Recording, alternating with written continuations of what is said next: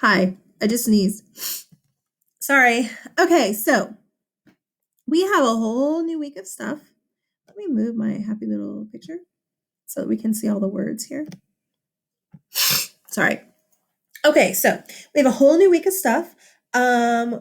This week we have nationalism, and look, I'm in a new place. I'm really, truly distance teaching. I'm coming to y'all from Dallas. So it's kind of new and weird. That being said, you have your first. No, this is the wrong page. Sheesh, man. Sorry, guys. Did you just have a heart attack thinking you had a quiz already? No. Okay, so this is your first, I don't know, activity to do online. Okay. If you're on Canvas, you can actually just type the answers. Yep. If you save this and do it as a Word document, you can type in. If you want to print it and take a picture, fill it out and take a picture so that you can keep it with all your stuff, that's cool. I don't care. But here's how we're going to do it. You can either do this with your glossary, okay, that I gave you at the beginning of the school year. You could use this thing called a dictionary. What? Or I'll just be your glossary for you, okay? Basically, I will go through here and I'll tell you what the word Kaiser means. I'll tell you what mulatto means. I'll tell you what mestizo, Zionism, all these words mean. You look through and find it, and whenever you see it, you just write in the word, whatever, blah, blah, blah, blah, blah. Yeah? Now, just because you write it in doesn't mean I'm going to get it. You have to actually save it and send it to me, or take a picture and then send that picture to me. Okie dokie. If you're in Canvas, it will. You just hit submit or whatever it says at the end. Okay? Okay. Nationalism. This period is when it's right after Napoleon has tried to make everybody and their dog in Europe French. And everybody in Europe is the Germans don't want to be French. The Italians don't want to be French. People don't want to be French except for the French. So we have this pushback where people are oh, I like who I am as a people group. And I'll explain nationalism more in the videos that are coming. Okay. So first vocab word right here. Kaiser. Kaiser. The Kaiser is the German word for emperor. It literally means Caesar. Kaiser, Caesar. It's just a German word for emperor. So you're going to start hearing Kaiser Wilhelm. Kaiser Wilhelm II. You're going to start hearing Kaiser. It just means emperor of Germany. This word right here, mulatto. I think that's such a beautiful word. Mulatto. I've already mentioned it to y'all in your exploration section. A mulatto is someone who is mixed, half European and half African. Predominantly African slave, but African. So mixed European and African. The word right underneath it, and y'all, if I'm going too fast, just pause the video and then find the word. Okie dokie. The word right underneath it, mestizo, right here. A mestizo is someone who is also mixed, half European, half Native American.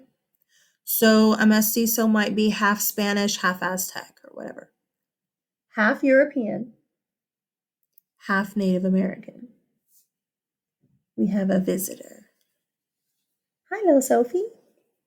It's my mom's dog. Okay. The word underneath that, Zionism.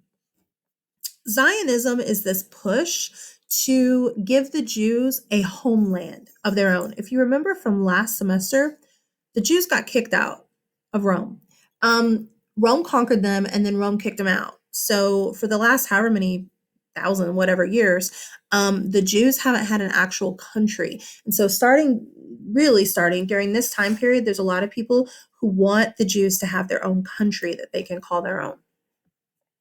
This word right here, caudillo, is a military strong man who will back up some of the dictators in Mexico. Some of the caudillo will actually be the military dictators in Mexico. This right here, Realpolitik. Realpolitik is literally the politics of reality. It is telling the truth in politics. It like Otto von Bismarck is the master of this. He says, "Well, guys, we're going to war, and a lot of you are going to die. Sorry, but it's for our country." So, realpolitik is just when politicians tell the truth. Then the word underneath there is women's or women's suffrage. You should have learned suffrage in the 8th grade. It's voting. And obviously, women's suffrage means women want the right to vote. We saw in the Enlightenment section when we talked about it, Mary Wollstonecraft starts wanting women to be educated. And so now women are starting to take it a step farther. And they want the right to vote as well. They're not going to get it yet. They won't get it for a while still, at least 50 years. But at least it's starting. Okay. The word underneath that is kind of the same thing, except men. Universal male suffrage is this push in England, especially, that says every male citizen should be able to vote. That's it. It shouldn't matter about social class. Every male citizen should be able to vote. Right here, Queen Victoria. I didn't put Queen in front of her name. Queen Victoria. Queen Victoria is the queen over like Great Britain when Great Britain is at its height. The Queen of England when Great Britain, their empire, is at its height. I'll talk a lot about her. I like Victoria. I have a million pictures to show you of Victoria too. Underneath Victoria, hey, we're almost done, guys. Is Simon Bolivar. I know it looks like Simon, but it is Simon. Simon Bolivar is a Venezuelan who starts liberating like every northern country possible in. Do you hear my dog? He's like, arr. Anyway, he starts liberating like every northern country possible in South America. He's going to liberate a ton of countries. Obviously Venezuela, but like Colombia and obviously Bolivia, all just a ton. Underneath him is Miguel Hidalgo. Many of you have heard of Hidalgo also. Miguel Hidalgo was a priest, actually, in what is today Mexico. And he's the one who kind of gets the Mexican War of Independence going. As you move to the last column, just 3 more to go, Otto von Bismarck. He's my 7th most favorite guy in all of history, but not because he's a nice guy. He's a beast. But that being said, Otto von Bismarck, he is German, and he's not the king. He is the prime minister of Prussia. We've talked about Prussia, okay? He's the one who's going to take Prussia and start uniting all of those tiny, remember those tiny 300 different Germanic kingdoms? He's going to start uniting the kingdoms in the north to create modern day Germany. The next guy, José de San Martín.